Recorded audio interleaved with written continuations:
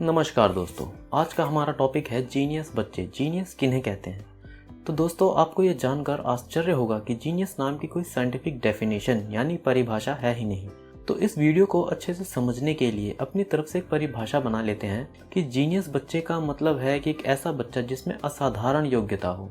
एक सवाल जिसे हिस्ट्री में काफी योग्यता दी गई है और लगभग सभी माँ बाप के मन में भी ये सवाल बार बार आते होंगे कि जीनियस बच्चे पैदा होते हैं कि बनाए जाते हैं। लेकिन हमारे लिए ये सवाल किसी काम का नहीं है, क्योंकि हमारे पास तो हमारा बच्चा है और हम यह समझना चाहते हैं कि उसकी योग्यता को असाधारण बनाया जा सकता है कि नहीं। तो चलिए पहले बात करते हैं ऐसे व्यक्ति के बारे में जो है टेनिस के मशहूर प्लेयर हेनरी अगासी। अगासी 8 बार ग्रैंड स्लैम चैंपियन रह चुके हैं और ओलंपिक टेनिस गोल्ड भी जीत चुके हैं। उनके पिताजी ने अगासी को टेनिस बचपन से सिखाया। उन्होंने घर के पीछे खुद से एक टेनिस कोर्ट बनाया और फिर खुद से एक मशीन बनाई जो तेजी से टेनिस की गेंद फेंकती थी ताकि अगासी अच्छे से प्रैक्टिस कर सके। उन्होंने अगासी को कहा कि उन्हें कम से कम डेली 250 गेंदें खेलनी है, क्योंकि अगासी के पिताजी का मानना था कि जो लड़का एक दिन में 250 गेंदें खेलेगा, मतलब साल में 365 दिनों में करीब 10 लाख गेंदें खेलेगा, उसे दुनिया में कोई नहीं हरा पाएगा, जो सच साबित हुआ।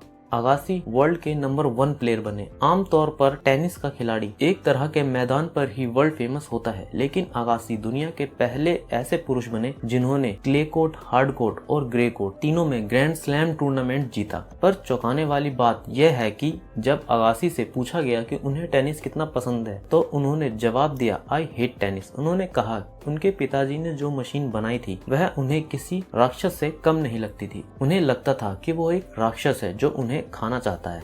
वो अपने माँ के साथ थोड़ा समय व्यतीत करना चाहते थे, अपने दोस्तों के साथ खेलना चाहते थे, जो वो नहीं कर पाए क्योंकि पूरा समय वो केवल टेनिस की ही प्रैक्टिस करते रहते थे। वो वर्ल्ड चैंपियन बने, लेकिन उन्होंने ड्रग्स ली, अपने पिताजी से बात करनी छोड़ दी, उनका डिवोर्स हुआ और फिर उनकी रैंकिंग वर्ल्ड नंबर 1 से वर्ल्ड 141 पे गिर गई। ये तब तक चला जब तक उन्हें टेनिस से नफरत रही। फिर कहीं उन्हें कुछ दिन बाद उन्हें बच्चों के लिए कुछ करने का मन किया। उन्होंने गरीब बच्चों के लिए एक स्कूल शुरू किया।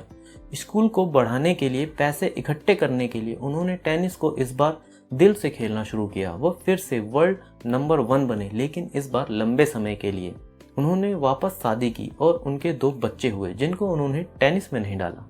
इस वीडियो से हमने ये सीखा कि हम भी अपने बच्चे को जीनियस बना सकते हैं, लेकिन हम बच्चे को जीनियस बनाएं उसकी मर्जी के खिलाफ तो इसके रिजल्ट्स भारी हो सकते हैं। तो अब सवाल ये है कि क्या बच्चे को उनकी मर्जी से जीनियस बनाया जा सकता है? तो चलिए अब बात करते हैं लेस्ले फोल्गर के बारे में। लेस्ले हंगरी देश के निवासी हैं जो यूरोप में हैं। उन्होंने अपना वक्त कॉलेज में 400 जीनियस की जिंदगी को पढ़ने में बिताया और ये किताबें पढ़ने के बाद उन्होंने अपने दिमाग में ये तय कर लिया कि किसी भी स्वस्थ बच्चे को जीनियस बनाया जा सकता है।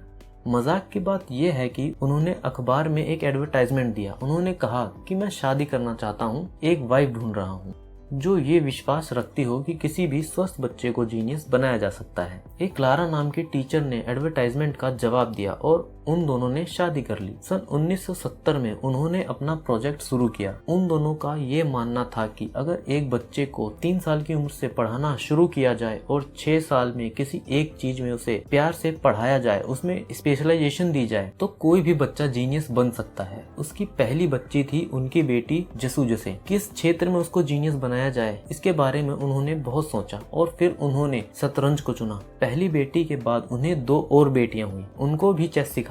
उनकी तीनों लड़कियां जीनियस बनी। उनको विश्व में आज फोल्गर सिस्टर के नाम से जाना जाता है। जसू जसे सबसे पहले वर्ल्ड चैंपियन बनी। उनकी दूसरी बेटी सोफिया ने चेस ओलंपिक में गोल्ड जीता। उनकी सबसे छोटी बेटी जुडिथ को महिलाओं में आज तक का सबसे बढ़िया खिलाड़ी माना जाता है। उन्होंने कई बड़े बड़े चैंपियन को हराया। सबसे बड़ी बात यह थी कि ये तीनों लड़कियां खुश थी। इन्होंने शादी की, बच्चे किए और एक आम लोगों की तरह ही जिंदगी भी बिताई। उनकी छोटी बेटी जुडिथ ने कहा कि चेस उनके लिए एक खेल की तरह है। उन्हें खेलने में मजा आता था तो वो खेलती गईं। इस तरह लेस्ले फोल्गर और उनकी पत्नी ने साबित किया कि जीनियस बच्चे बनाए जा सकते हैं और खुश और हैप्पी जीनियस बनाए जा सकते हैं। तो इस वीडियो से हमें ये तो पता चल गया कि जीनियस बच्चे बनाए जा सकते हैं, लेकिन जितनी मेहनत आपके बच्चे को करनी होगी उससे कहीं ज्यादा मेहनत आपको करनी पड़ेगी। तो आप कर सकते हैं। बस इतना ध्यान रखें कि बच्चा योग्यता पाने के साथ लाइफ में खुश भी रहे। बच्चे की मेहनत उसकी मर्जी से होनी चाहिए, उसके दिल से होनी चाहिए। जो कर रहा हो उसको पसंद हो। क्या आप अपने बच्चे को जीनियस बनाना चाहते हैं? जीनियस बनाने के लिए जरूरी है कि माँ बाप के बताए को बच्चा थोड़ा फॉलो करे, जिसके लिए बच्चे को माँ बाप पे भरोसा होना जरूरी है। लेकिन क्या पेरेंट्स भरोसे के लायक हैं? कैसे अपने बच्चों का भरोसा जीतें, जानेंगे अगले वीडियो में। वीडियो अच्छी लगी हो तो लाइक और शेयर जरूर करें। धन्यवाद।